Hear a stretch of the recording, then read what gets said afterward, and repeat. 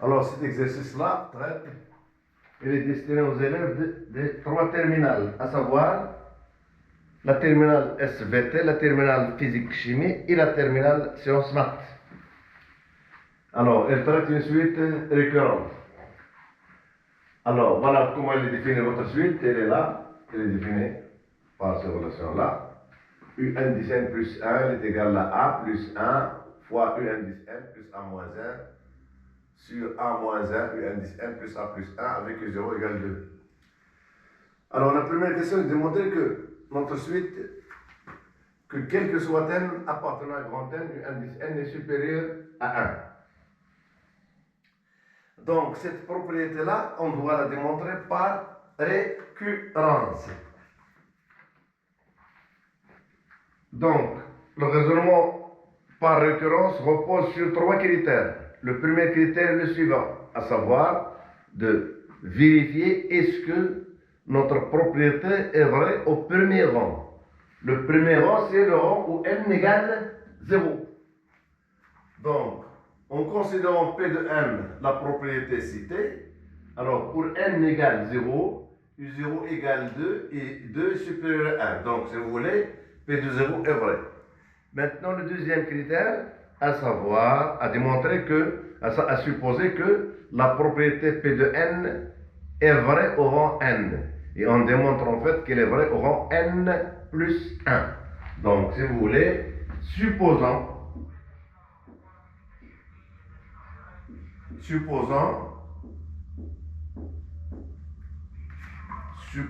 que P de n est vrai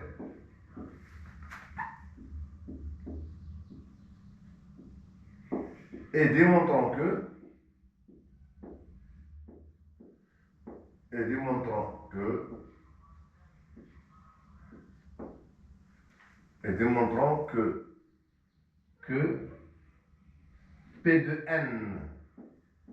P de n plus 1 est vrai. P de n plus 1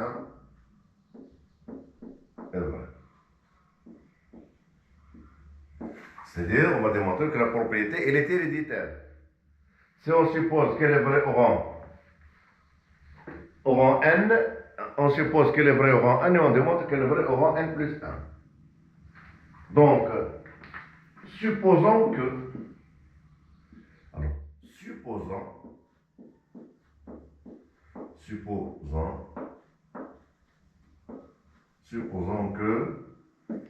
U indice n est supérieur à 1.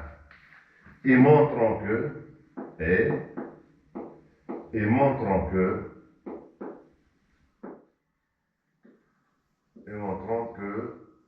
U indice n plus 1 elle est supérieure strictement à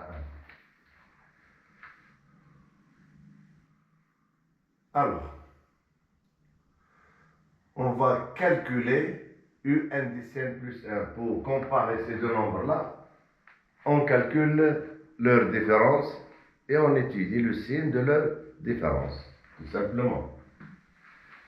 U indice n plus 1 moins 1, elle est égale à notre expression là-bas, la voici, c'est-à-dire, elle est égale à A plus 1 fois U indice n plus A moins 1 sur A moins 1 multiplié par U indice n plus A plus 1 moins 1 égale. Et on développe. Donc, égal, si vous voulez. Notre trait de fraction, le voici. Réduction au même dénominateur, donc nous aurons A plus 1 multiplié par U indice n plus A moins 1 moins, si vous voulez, directement A moins 1 facteur de U indice n moins A moins 1 sur quoi? Sur A moins 1 U indice N plus A plus 1. Alors, égal, si vous voulez, on factorise par U indice N ici. Alors, vous avez deux termes ici qui vont disparaître. Et bien, A plus A moins A. Et bien, ici, vous avez moins 1, ça fait moins 2. Donc, égal, si vous voulez, égal A plus 1, A plus 1, moins, si vous voulez, A moins 1, ou bien directement A plus 1. Alors ici, moins A plus 1, voilà, facteur de U indice N, moins 2. Voilà, alors moins 2. Le taux sur, j'ai toujours A moins 1, facteur de U indice N, plus A plus 1. Voilà.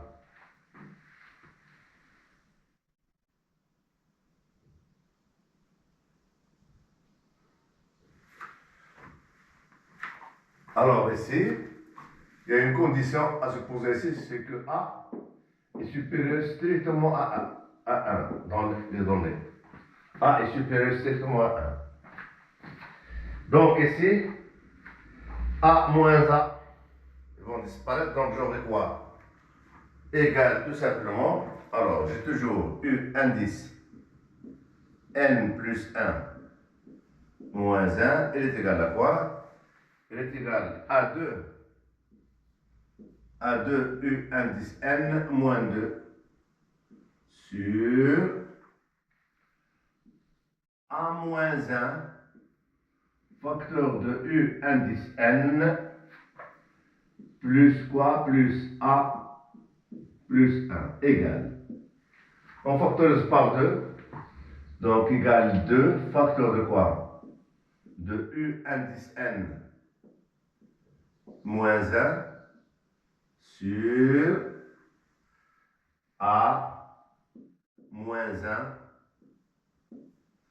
U indice N plus A plus 1. Et on va étudier le signe de cette différence-là qu'on vient de calculer. Donc, d'après l'hypothèse, qu'est-ce que j'ai? J'ai déjà U indice N, il est supérieur strictement à 1. Bon. Donc, ici, d'après les données, d'après les données,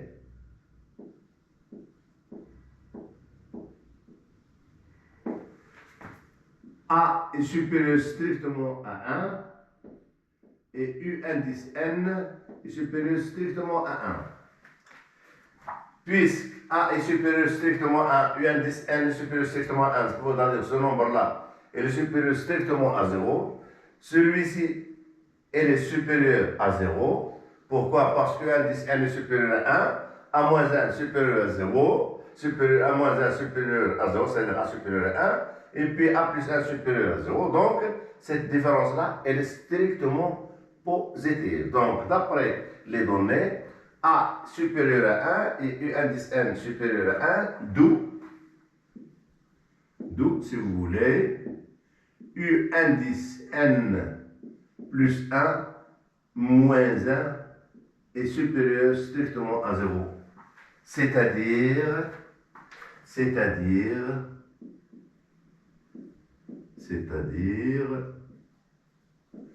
U indice N plus 1 supérieur strictement à 1. D'où la conclusion. Donc voilà la question maintenant. On est arrivé à notre conclusion. Alors, quand on raisonne par récurrence, une fois la question est achevée, il faut faire un petit résumé. Donc, le résumé est le suivant. Alors, conclusion.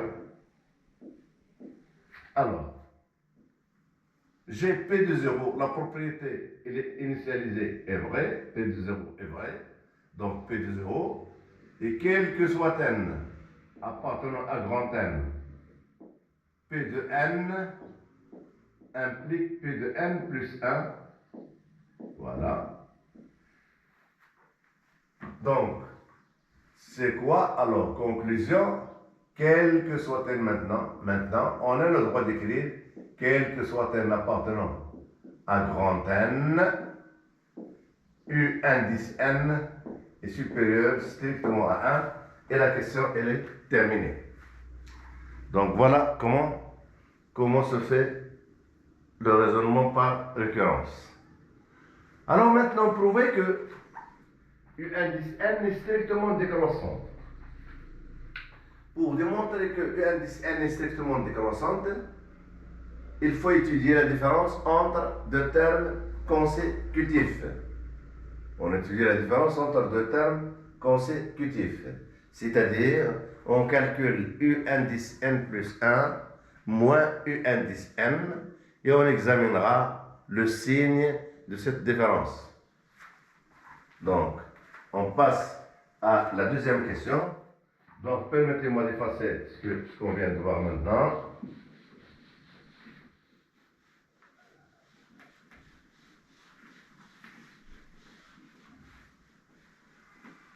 Alors, la deuxième question.